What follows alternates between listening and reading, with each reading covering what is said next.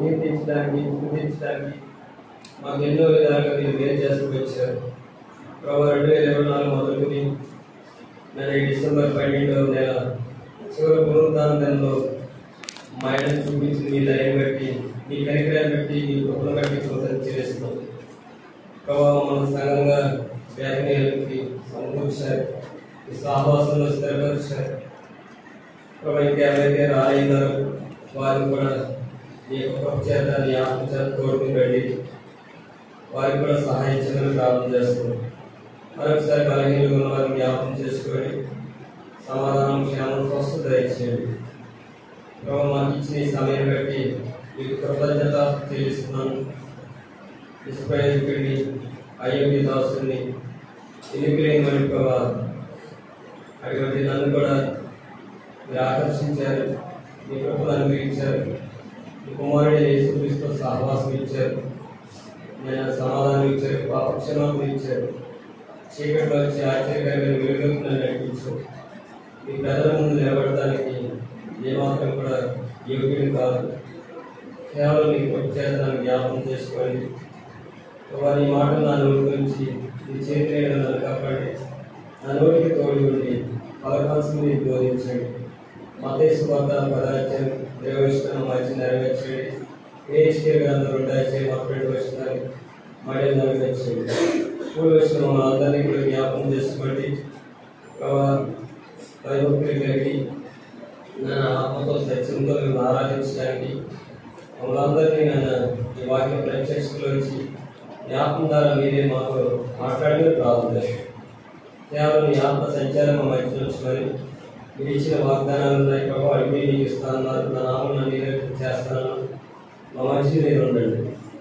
ఎవరైతే ముగ్గురు నా నామం ఎక్కడ కూడింటారో వారి మధ్య ఉంటారని వాగ్దానం చేసే ప్రభావ, ఈ వాగ్దానాలు మా పట్ల నెరవేర్చండి. అన్ని విషయంలో సమాధానం కోరుకుంటూ నీ కూడా కోరుకుంటుంది మమ్మల్ని అందరినీ కూడా పవిత్రపరచుకోండి. చెడ్డ కూడా మీ స్వాధీనించుకోండి, దృష్టి నుంచి కాపాడండి. యేసుక్రీస్తు వారి శ్రేష్టమైన నామములో కృతజ్ఞతాస్తుతులు చెల్లించి సహాయపడిస్తున్నాం తండ్రి, ఆమేన్.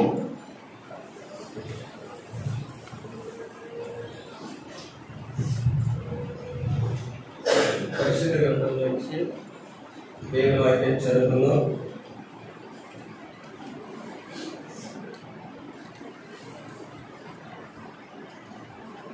ఆదికాండము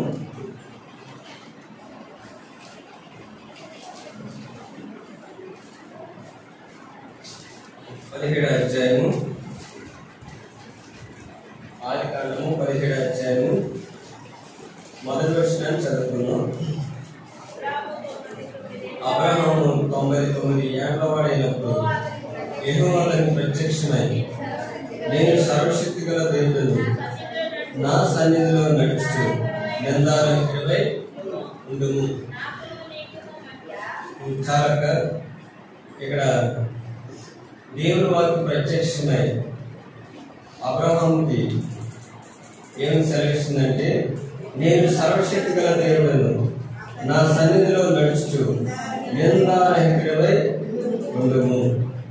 మరి ఉదయకాల సమయంలో ఈ సంవత్సరం ముగింపులో పరిశుద్ధ గ్రంథంలో నుంచి దేవుడు తన వాక్యం ద్వారా మాట్లాడే మాట ఏంటంటే, నేను సర్వశక్తి గల దేవుడను, నా సన్నిధిలో నిందారహితుడై ఉండాలి అన్నాడు. అబ్రహాముకే ఆయన పిలుచుకున్నవాడు, ఏర్పాటు చేసుకున్నవాడు, ప్రత్యేకింపబడిన వాడికి ఆయన నా సన్నిధిలో నిందారహితుడిగా ఉండాలంటే మనం ఎంతండి చెప్పండి? మనం ఎలా ఉన్నాయి సన్నిధిలో? అందుకే ప్రభుని ఆరాధించే వరకే ఈ సమయంలో మరి రోమిలకు రాసిన పత్రిక, ఆయన సర్వశక్తి గల దేవుడు, రోమిలకు రాసిన పత్రిక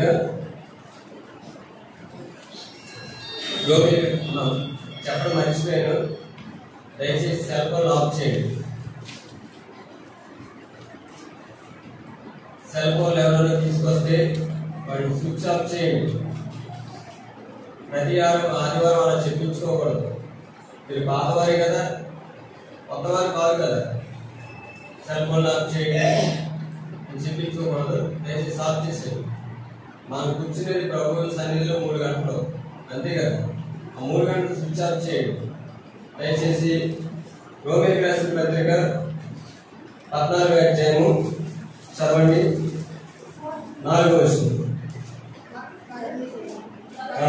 పరుని సేవకుని తీర్పు తీర్చుటకు నేనెవడను, అతని నిలుచుటైనను పడియుటైనను అతని సొంత యజమాని పరియే. అతని నిలుచును, ప్రభు అతను నిలబెట్టుటకు శక్తి గలవాడు. చూసారండి, ఆదికాండం 17వ అధ్యాయంలో అబ్రహాం ప్రత్యక్షమైన వాక్కులో ఆయన ఎవరంటే, నేను సర్వశక్తి గల దేవుడు. ప్రభు ఎవరండి? నేను సర్వశక్తి గల దేవుడును. ఇక్కడ రోమీయులకు రాసిన పత్రికలో అపోస్తలుడైన పౌలు గారు రోమాలో ఉన్న పరిశుద్ధులకు రాసిన పత్రికలు ఏముందంటే, ఇక్కడ ఒక మాట ఉంది, ప్రభు అతన్ని నిలబెట్టుటకు శక్తి గలవాడు. ప్రభు నిలబెట్టడానికి ఎవరండి? శక్తి గలవాడు. అక్కడ ఈ సంవత్సరం వాగ్దానం సంపూర్ణంగా రక్షించటకు ఆయన ఎవరండి? ఎవరు? శక్తి గలవాడు.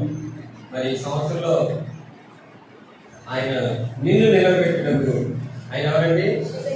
శక్తి గలవాడు. నిలబెట్టడంటే మీకు బాగా తెలుసు. చాలా మంది మొక్కలు వేస్తుంటారు. మొక్కలు వేసినప్పుడు ఎదిగినప్పుడు ఏదైనా గాలి తుఫాను వచ్చినప్పుడు కానీ లేదా ఏదైనా పడినప్పుడు కానీ ఆ మొక్క ఏమవుతుందండి? వంగిపోతుంది. నిలబడడానికి శక్తి లేదు. మనుషులు ఏం చేస్తారంటే, వ్యవసాయం చేసేవాళ్ళు రైతులు కానీ ఆ చెట్టుని మళ్ళీ దానికి సపోర్ట్ చేసి నిలబెడతారు. అలాగే ఈ సంవత్సరంలో ఎన్నిసార్లు మనం పడిపోయింది ఒకసారి ఆలోచించండి. ఎన్నిసార్లు మనం పడిపోయాం.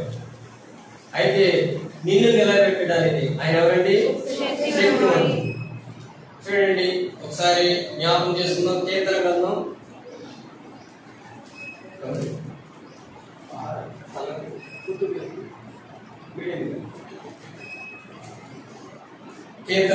145వ అధ్యాయము 14వ వచనం చదవండి. ప్రభు ఎవరండి? పడిపోవారందరినీ ఉద్ధరించే దేవుడు అంటండి. ఆయన ఎవరండి? పడిపోవారందరినీ ఉద్ధరించేవాడు అంట. ఆయన అక్కడ మనం రోమీయులకు రాసిన పత్రికలో ఏం చదవండి? నిలబెట్టడానికి ఆయన శక్తివంతుడు. ఎవరైతే పడిపోయారో వారిని ఉద్ధరించే దేవుడు అంట. మీరు కూడా అంటారు, మీకు నిన్ను కన్నాను, మమ్మల్ని ఏం ఉద్ధరిస్తున్నారో అంటారు. అంటారు లేదు, నిన్ను పెంచాను, కన్నాను, జీవితం అంతా నీకే ఖర్చు పెట్టావు, నువ్వు నన్ను ఏం ఉద్ధరిస్తున్నావు అంటారు. అవునా కదండి? పిల్లల విషయంలో తల్లిదండ్రులుగా కొంతమంది మాట్లాడుతుంటారు, నువ్వు మమ్మల్ని ఏం ఉద్ధరిస్తున్నావు. అయితే దేవుడు అంటున్నాడు, పడిపోవారిని అందరినీ ఏం చేస్తాడండి? ఉద్ధరిస్తాడు, లేవనెత్తుతాడు. కృంగిపోయిన వారిని ఎవరిని లేవనెత్తుతాడైనా? కృంగిపోయిన వారిని దేవుడు లేవనెత్తుతాడంట. అదే పక్కన ఉంటుంది చూడండి, కీర్తన గ్రంథం 147వ అధ్యాయము 6వ వచనం. ఎవరు లేవనెత్తుతాడండి? దీనులను, భక్తిహీనులను నేలను కూల్చేస్తాడంట.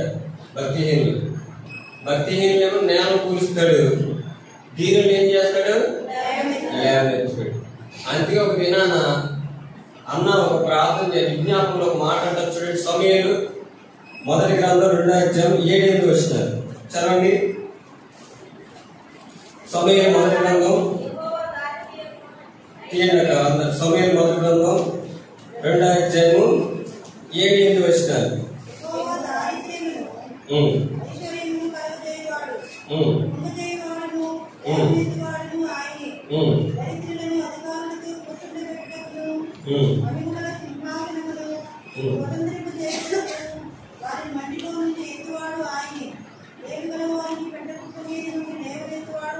చాలు. ఇక్కడ ఏంటంటే, అన్న తన విజ్ఞాపంలో తనకు కుమారుడు పుట్టిన తర్వాత ఆమె ఏం చేస్తుందంటే, ఆమె హృదయంలో సంతోషం ఇచ్చింది. సంతోషం ఇచ్చినప్పుడు ఆమె ఏమంటుందంటే 7-8 వచనాల్లో, యెహోవా దారిద్ర్యమును ఐశ్వర్యమును కలిగజేయవాడు, కృంగజేయవాడును లేవనెత్తువాడు ఆయనే. మరొక మాట ఉంటుంది, దరిద్రులను అధికారులతో కూర్చుండబెట్టుకును, మహిమ గల సింహాసనం స్వతంత్రపు చేసుకును, వారిని మట్టిలో నుండి లేవనెత్తివాడు ఆయనే. లేమి గల వారిని పెంట కుప్ప మీద నుండి లేవనెత్తివాడు ఆయన. ఎందుకు లేపుతాడంటే ఆయన సర్వశక్తిమంతుడు. ప్రభు ఎవరండి? లేవనెత్తిమంతుడు. లేపుతాడే. మనుషులు అయితే ఏం చేస్తారండి? చెప్పండి, పడేస్తారు. కానీ నీ ప్రభు నా ప్రభు, అందుకని మనం ఆరాధించడానికి యోగ్యుడే. ఆ ప్రభు సర్వశక్తిమంతుడు.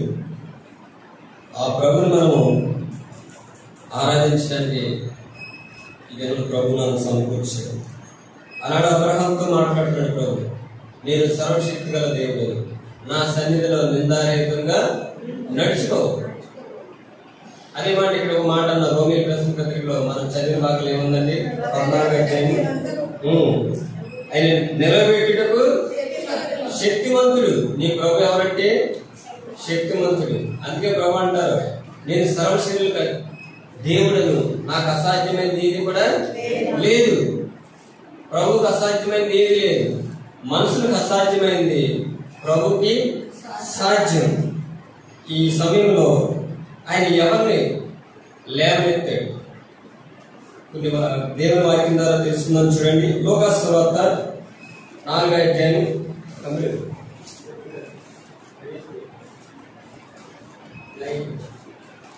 లూకాసు సువార్త చదువుతుంది 4వ అధ్యాయం 38వ వచనం చదవండి. 39.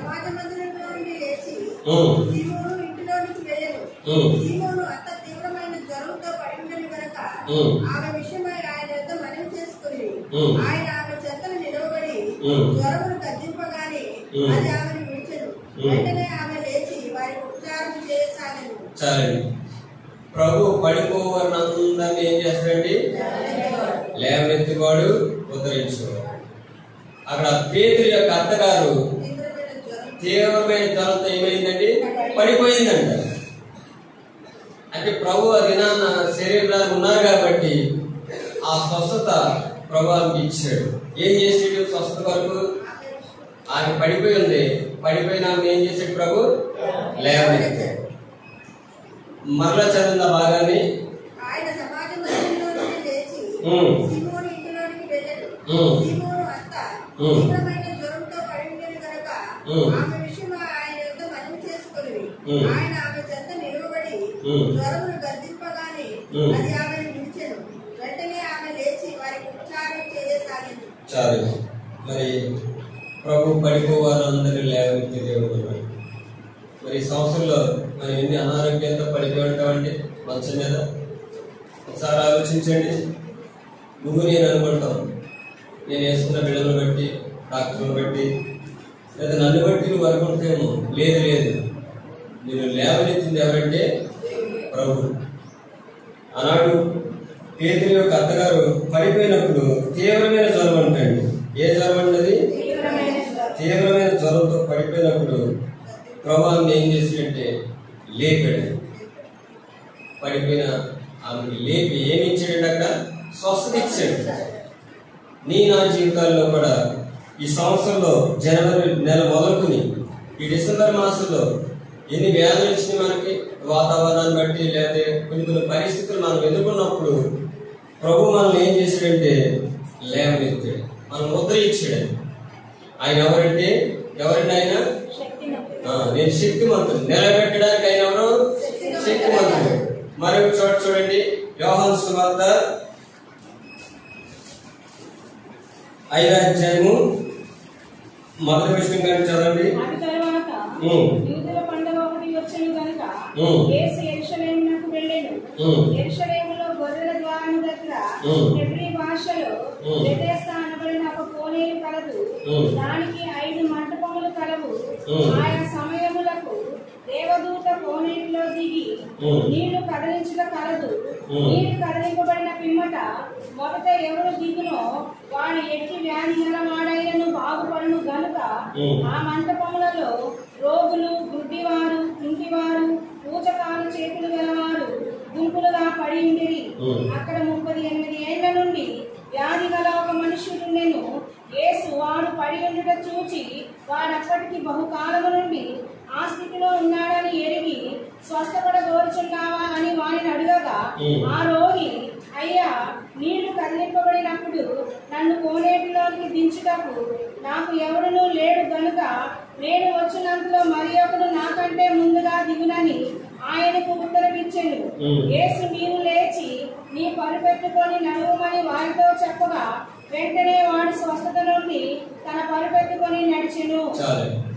ఇక్కడ కూడా బెతెస్దా కోనేరులో రోగులు ఎలా ఉన్నారండి? గుడ్డివారు, ఓచచేతి గలవారు గుంపులు గుంపులుగా పడి ఉన్నారంట. గుంపులు. మీరు చూడండి, గత దినాల్లో మేము కూడా ఒక గవర్నమెంట్ హాస్పిటల్కి వెళ్ళినప్పుడు అక్కడ రోగులు ఎలా ఉన్నారంటే విస్తారంగా ఉన్నారు. ఆ మంచాల మీద పడి ఉన్నారు. గవర్నమెంట్ హాస్పిటల్కి వెళ్ళినప్పుడు అక్కడ విస్తారమైన జనం, వాళ్ళ సంఖ్య చాలా విస్తారంగా ఉంది. అటువంటి వారు అక్కడ రోగులు ఉన్నారు, వ్యాధిగ్రస్తులు ఉన్నారు. ఈ బెతెస్దా కోనేరులో కూడా ఎంతమంది ఉన్నారండి? లెక్కలేదు. అక్కడ గుంపులు అంటారు.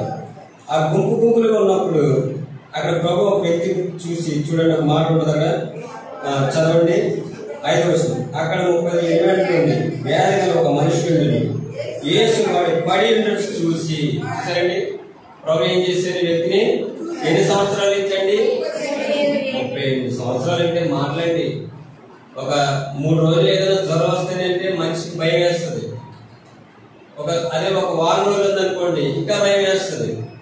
ఒకవేళ అదే కంటిన్యూ ఉందనుకోండి, ఆ వ్యక్తి ఏమైపోతాడు? జ్వరాల వల్ల చాలా మంది చనిపోయిన వాళ్ళు ఉన్నారు. అవునా కదండి? అయితే ఇక్కడ 38 సంవత్సరాల నుంచి వ్యాధిగ్రస్తుగా ఉన్న ఆ వ్యక్తిని ప్రభు చూశాడు. వాడు అప్పటికి బహుకాలం ఆ స్థితిలో ఉన్నాడని ఎరిగి స్వస్థపడకూర్చున్నామని వాళ్ళని అడగా ఆ వ్యక్తి ఏమంటున్నాడు? నాకెవరు లేరని చెప్పాడు. సరేండి, ఆ పరుపు మీద అన్ని సంవత్సరాలు పడి ఉన్నాడంటే ఆ వ్యక్తి స్థితి ఎలా ఉండదు చూడండి. ఎవరు అతనికి శుభ్రం చేసేవాడు లేరు, ఆహారం పెట్టేవాడు లేరు, తనకంటూ ఎవరు లేరు. కానీ అదేనాన్న ప్రభు ఆ వ్యక్తిని ఏం చేశాడంటే ఉద్ధరించాడు, లేవనెత్తి ఒక మాట అన్నాడు ప్రభు. చూడండి, యేసు నీవు లేచి నీ పరిపెట్టుకుని నడుమని వారితో చెప్పగా వెంటనే వాడు స్వస్థత నుండి తన పరిపెట్టుకుని నడిచాడు. పడిపోయిన వ్యక్తి ఏం చేశాడండి? లేచాడు, నడిచాడు. యెహోవా పడిపోవారు అందరినీ కూడా ఏం చేస్తాడు? లేవనెత్తి దేవుడు. సరే, మరి లేవనెత్తి దేవుడు. నీకు నా జీవితంలో వేదన వచ్చి నేను కూడా ఎన్నో అనారోగ్యాలు కూడా వెళ్ళినప్పటికీ కూడా ప్రభు మనకు స్వస్థ ఇచ్చాడు. అందుకే నిర్మాకాండం 15:26 ఇచ్చినాడు, నిన్ను స్వస్థపరిచి యెహోవాను నేనే. నువ్వు ఎలా హాస్పిటల్కి వెళ్ళినా, నువ్వు ఎక్కడికి వెళ్ళినా, ప్రభు సన్నిధికి వచ్చి నీ కొరకు ప్రార్థన చేసినా స్వస్థపరిచే దేవుడు ఎవరండి? ప్రభు. నిన్ను నిలబెట్టడానికి శక్తిమంతుడైన డాక్టర్స్ కూడా ఒకసారి అంటారు, నేను చేయవలసిన ప్రయత్నం మేము చేస్తాం. ఇంకా దేవుడి అందుకే మనుషులు చేయలేని కార్యాలు ప్రభు చేయగలడు. అయితే పడిపోయిన వారిని ప్రభు స్వస్థపరిచాడు. మరి ఏ విషయంలో పడిపోయారు కూడా చూడండి. యెషయా గ్రంథం 64వ అధ్యాయము 5వ వచనం.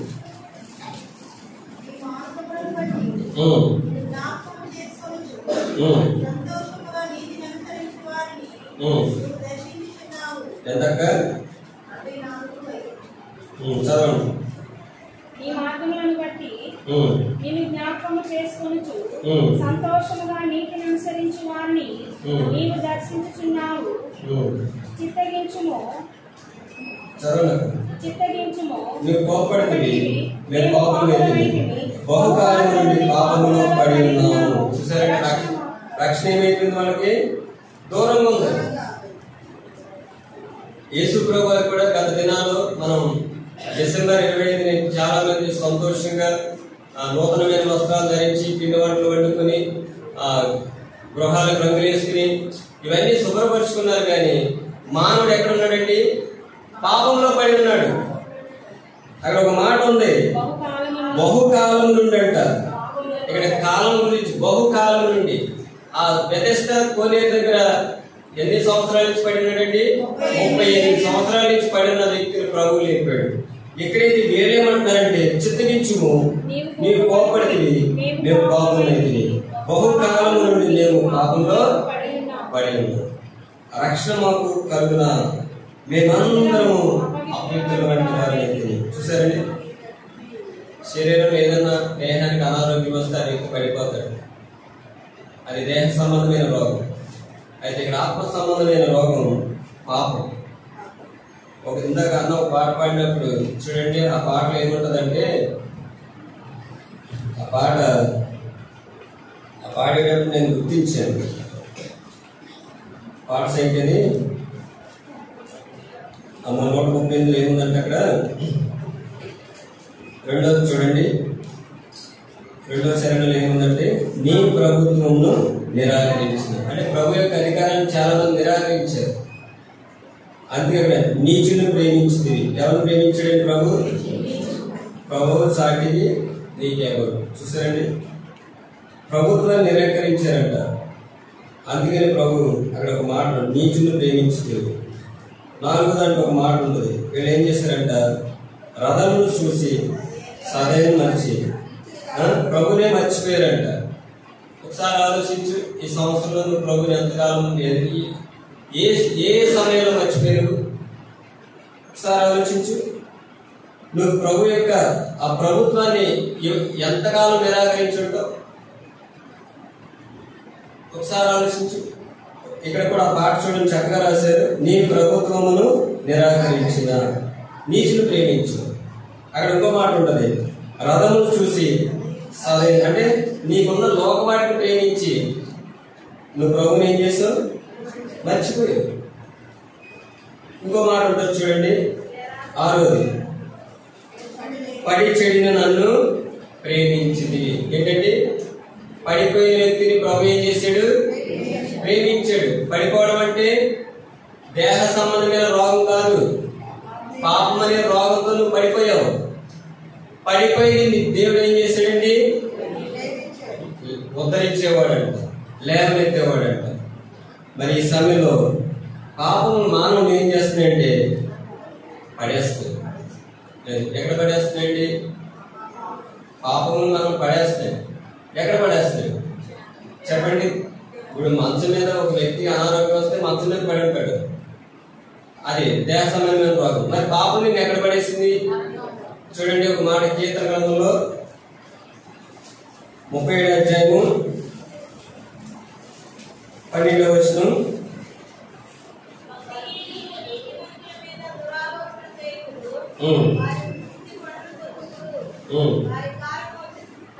ఎంతగా క్షమించండి, 36:12 వచనం, అదిగో పాపం చేయవారు అక్కడ పడి ఉన్నారు, లేక వారు పడద్రోయబడి ఉన్నారు. చూసారండి, పాపం చేసేవాడంట ఎక్కడ పడిపోయాడు? నీ ప్రయాణంలో ఒకసారి బైక్ మీద వెళ్ళినప్పుడు కానీ చీకటి ఉన్నప్పుడు ఒకసారి గోతులు వస్తూ ఉంటాయి. ఆ గోతుల్లో పడిపోయినప్పుడు నీ దేహానికి ఏదో దెబ్బ తగ్గింది. కొంతమందికి మరణకరమైన పరిస్థితులు వస్తాయి. ఒక వ్యక్తి యాక్సిడెంట్లు ఏమవుతారండి? చనిపోతాడు. ఇక్కడ ఒక వ్యక్తి చూడండి, అదిగో పాపం చేయవారు అక్కడ పడి ఉన్నారు, లేవలేకుండా వారు పడదు. ఇంకా లేవలేని స్థితిలో ఉన్నారు. ఇంకా మరి ఎవరు లేపుతారు చెప్పండి? ఒక రోగిని బెతెస్దా కోనేరు దగ్గర 38 సంవత్సరాలు ఉన్న వ్యక్తినే లేవలేదు. మరి నీవు నేను కూడా పాపంతో పడి ఉంటే ఎవరు లేపుతారు? మరి నేను ఇక్కడ నిలబడ, నేను కూడా పాపం చేసిన వాడిని, కూర్చున్న నీవు కూడా పాపం చేసినాడు. మరి పాపం అందరం పడిపోయారు. రోమా 3:23 ఏ వేదన లేదు, అందరూ పాపం చేసి దేవుడు అనుగ్రహించు. మరి అందరూ పడిపోతే ఎవరు లేపుతారు చెప్పండి? అందరూ పడిపోయారు, ఒక వ్యక్తి కూడా లేడు. ఇంకా చూడండి, ఎక్కడ పడిపోయాము? ఎక్కడండి? పాపం చేయవారు అక్కడ పడి ఉన్నారంట. ప్రకటన గ్రంథం 20:15 వచనం చదవండి.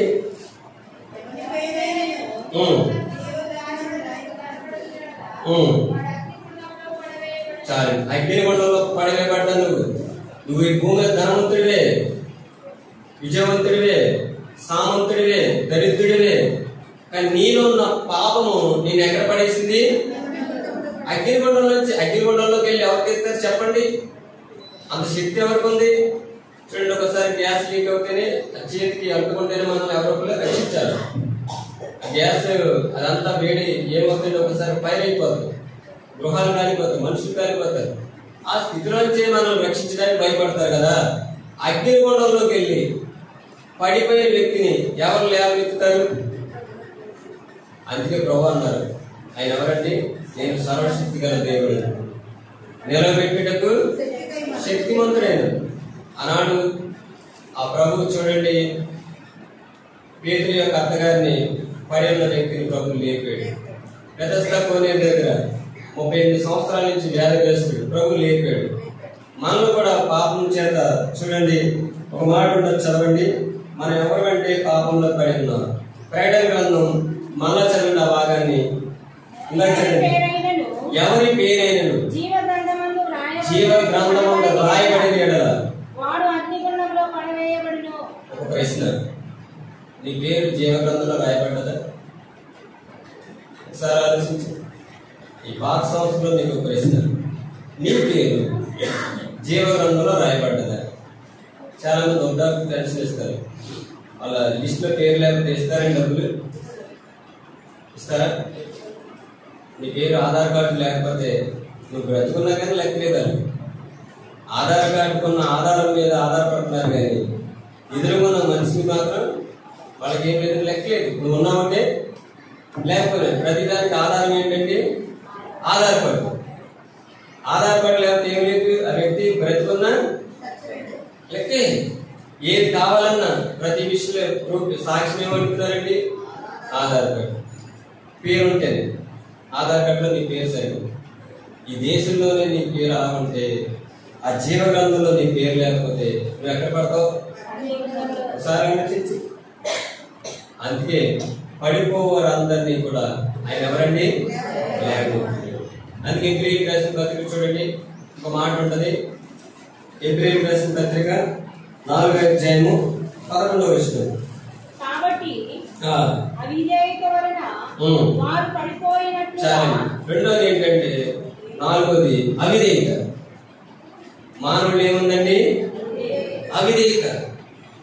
అవిధేయత అంటే విధేయత ఏంటంటే అవిధేయత ఏంటి? అవిధేయత అంటే అవిధేయత దేవుని వాక్యానికి లోబడదు. విధేయత ఏం చేస్తుందండి? లోబడుతుంది. ప్రభు చోట కనాను ఇందులో ఆ తల్లి అని మరి ఒక మాట్లాడారు, ఆయన మీతో చెప్పున్నది వాళ్ళు ఏం చేశారు? చేశారు. అది విధేయత. చేయకపోతే అందుకే యాకోబు రాసిన పత్రికలో కూడా ఉంటుంది చూడండి, 4వ అధ్యాయము. యాకోబు రాసిన పత్రిక 4వ అధ్యాయము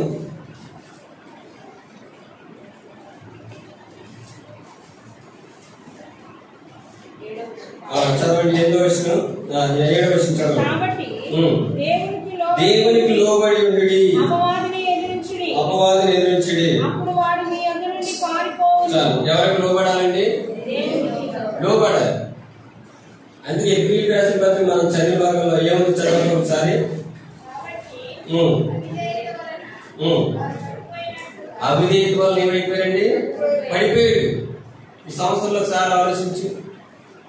నీ అవిధేయత నేను పడేసింది, నీ పాపం నేను పడేసింది. నువ్వు అనుకుంటున్నావు నేను నిలబడ్డానని. ఒకసారి ఆలోచించు. ఆ వ్యక్తి 38 సంవత్సరాల నుంచి పడినప్పుడు ఎవరు సహాయం చేయాలి? పేతురు యొక్క అత్తగారు కూడా పడినప్పుడు ఎవరు సహాయం చేయాలి? కానీ ప్రభు ఏం చేశాడంటే లేవనెత్తాడు. ఇక్కడ కూడా వాళ్ళు అంటున్నారు, నువ్వు కోపపడితివి, మేము పాపం ఎత్తిని, మేము పాపంలో పడి ఉన్నాం. రక్షణ ఏమైపోయిందండి? వాళ్ళకి దూరం అయిపోయింది. మరి నీ అవిధేయత వల్ల ఎన్నిసార్లు పడిపోయాడు ఒకసారి ఆలోచించు. ఏప్రిల్ రాసిన పత్రికలో చదవక మాట 4వ అధ్యాయం 11వ వచనం.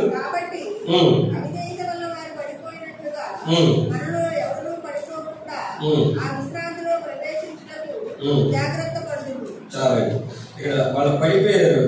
ఇంకో మాట చూడండి, 3వ అధ్యాయం ఏప్రిల్ రాసిన పత్రిక 18వ వచనం. తన విశ్రాంతిలో ప్రవేశించాలని ఎవరి గురించి ప్రమాణం చేసిన? అవిధేయులు అంటే వాళ్ళకి ఏం లేదు, పాలు తేనెలు ప్రవహించే దేశంలో ప్రవేశం లేదు.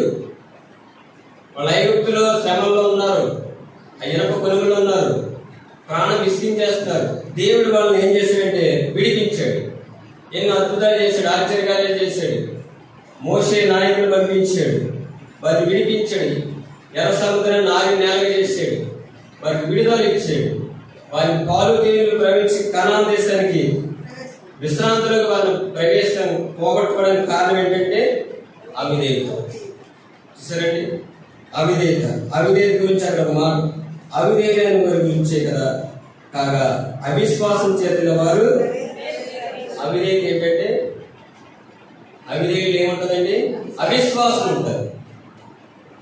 అవిశ్వాసం అంటే నువ్వు పడిపోవడానికి కారణం ఏంటి? సార్ ఆలోచించి సంవత్సరం ఎన్నిసార్లు పడిపోయాడు.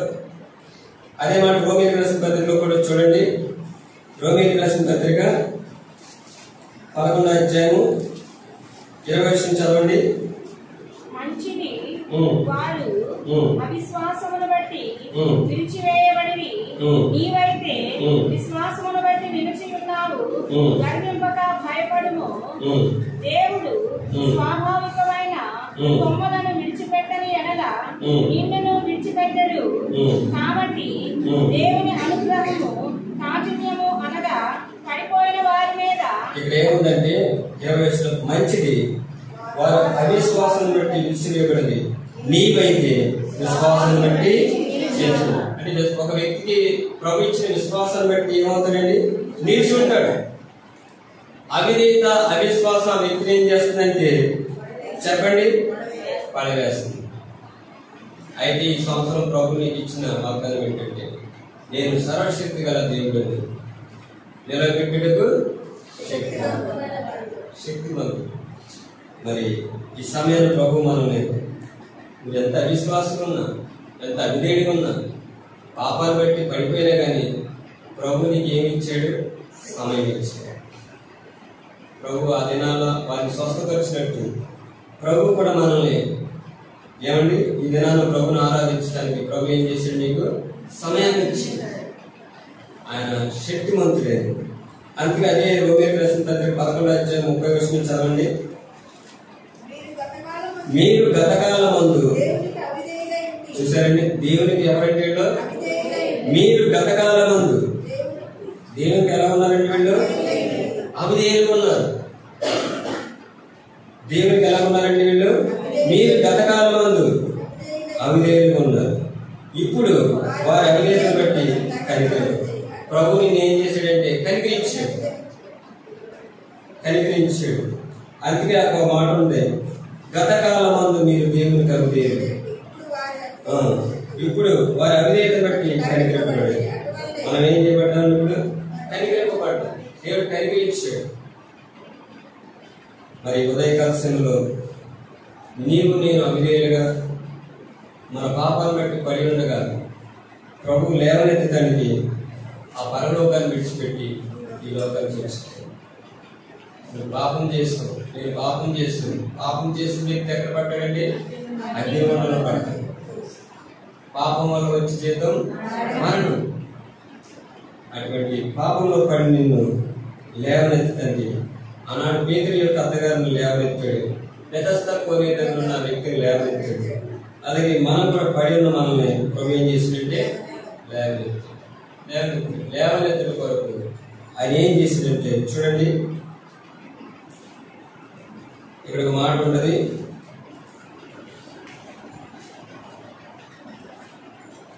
తీతుకు రాసిన పత్రిక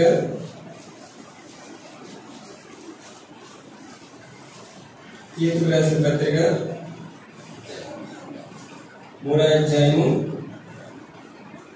3వ వచనం. ఎందుకనగా మనము కూడా మునుపు అవివేకులము. చాలండి, మనం ఎవరండి? ఇక్కడ కూడా రాయబడ్డది అపోస్తలుడైన పౌలు గారు అవిధేయత గురించి.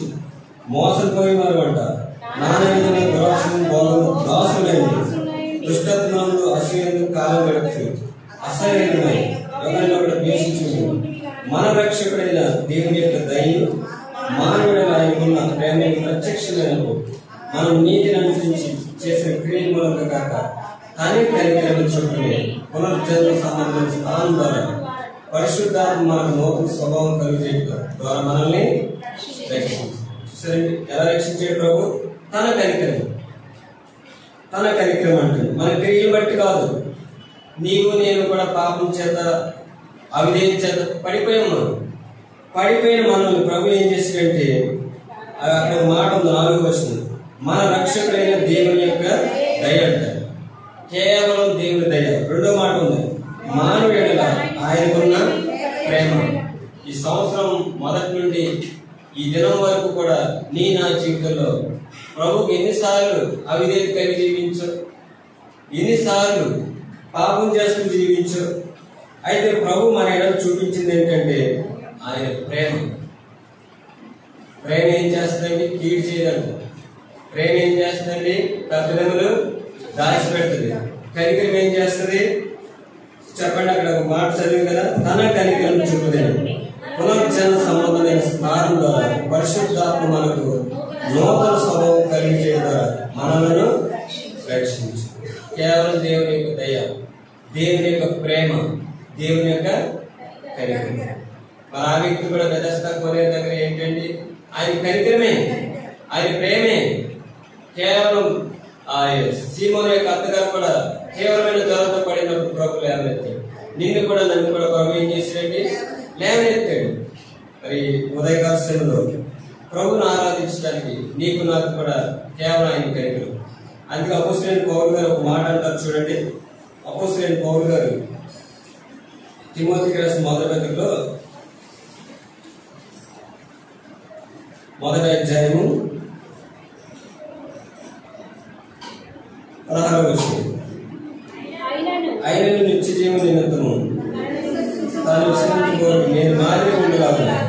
యేసుక్రీస్తు తన పూర్ణమైన దైవశాంతం ఆ ప్రధాన పాపైన నాయకుని కనుగొని నేను కనికరింపబడింది.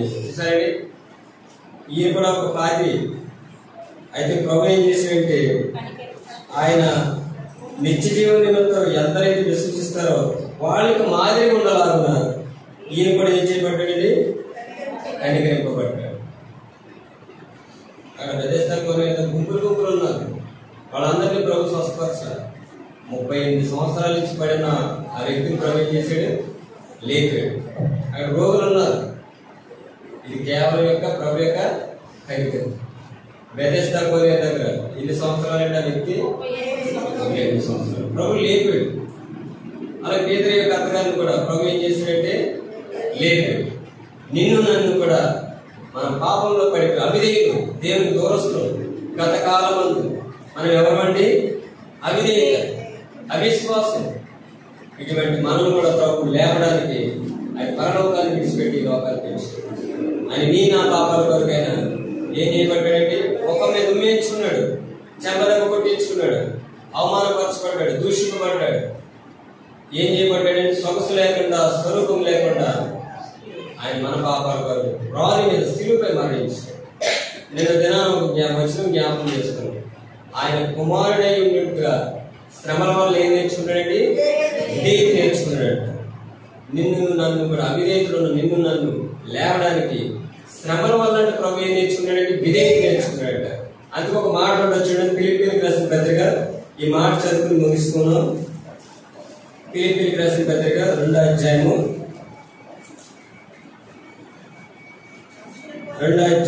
8వ వచనం.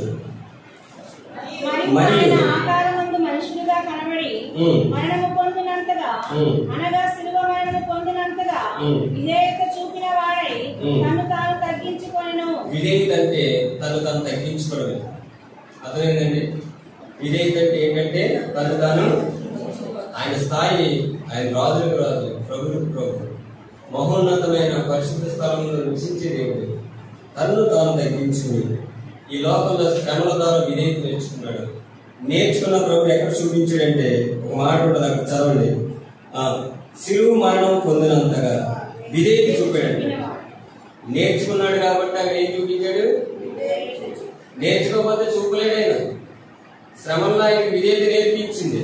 ఆ విధేయత నేర్పిస్తే ఆయన శిలువ మరణం పొందినంతగా ఏం చూపించాడు? విధేయత చూపించాడు.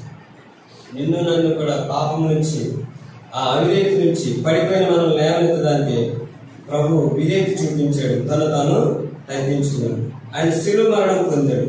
లేఖనముల ప్రకారం మన పాపాల కొరకు మరణించాడు, సమాధి చేయబడ్డాడు. సమాధి నుంచి 3వ దినాలు లేచి ఎక్కడికి వెళ్ళాడు ప్రభు? పరలోకం. ఆయన నిన్ను నన్ను కూడా లేవనెత్తి, చాలా విషయాలు ఉన్నాయి, అయితే సమయం అయిపోతుంది. మరి ప్రభు నిన్ను లేవనెత్తాడు. క్రీస్తు అనే బండ మీద నిన్ను నిలబెట్టాడు. ఒకప్పుడు మరణం, పాపం, అవిధేయత పడిపోయాడు. కానీ ఇప్పుడు ఎక్కడ ఉన్నావు అంటే నువ్వు ఆయన శరీరంలో ఉన్నావు, ఆయన సంఘంలో ఉన్నావు, ఆయన బండ మీద నువ్వు నిలిచింది. మరి ఎవరైతే నిల్చున్నారో పడిపోయిన వ్యక్తి ప్రభుని ఆరాధించండి. రెండు వాక్యాన్ని ఆరాధన చేసుకుని మరి బ్రదర్స్ లోపల, సిస్టర్స్ లోపల ప్రభుని ఆరాధించండి. గత సంవత్సరంలో 2023 అంతా నేను కాపాడాడు ప్రభు. అయితే 2024 ఇచ్చాడు. అయితే 2024 ఎక్కడ పడిపోయావు? అయితే ప్రభు నిన్ను నిలబెట్టడానికి శక్తి, ఆ సమయానికి ఇచ్చాడు. ప్రభు నిన్ను ఆరాధించడానికి ప్రభు కోరుకున్నాడు. ఇంకా నిన్ను సజీవ లేఖలో ఇచ్చాడు. అందుని బట్టి మనం ప్రభుని ఆరాధించాలి. అటువంటి ప్రభు దేవుడు మనకు అనుభవించింది కదా.